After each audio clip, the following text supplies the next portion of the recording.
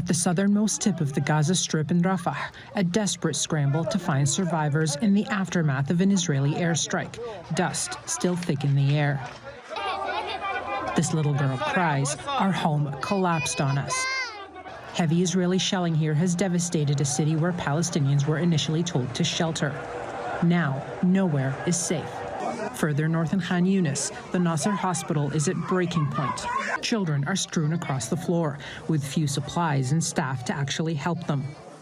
But it's in northern Gaza where a heavy ground battle is underway between Israeli forces and Hamas that staff say Israel has raided the Kamal Radwan hospital. The head of the World Health Organization says he's extremely worried about medics and patients there, given the acute shortages of fuel, water, and food.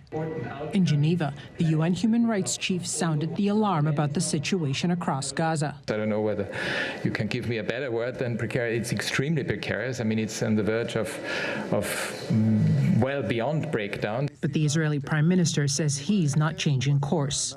And while the U.S. says it wants the Palestinian Authority to take over in a post-Hamas Gaza, Netanyahu is now publicly ruling that out.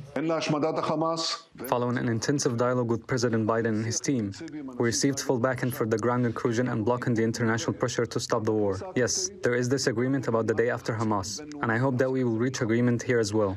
I would like to clarify my position. I will not allow Israel to repeat the mistake of Oslo.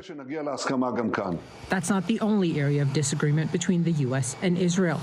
President Joe Biden told a crowd of donors for his 2024 campaign that Israel is starting to lose support around the world and that Netanyahu must change, but that his far-right government is making it difficult. Now, as Israel plans to flood Gaza's tunnels with seawater, Biden appeared to seek caution. There is assertions being made that there's quite sure there are no hostages in any of these tunnels, but I don't know that for a fact.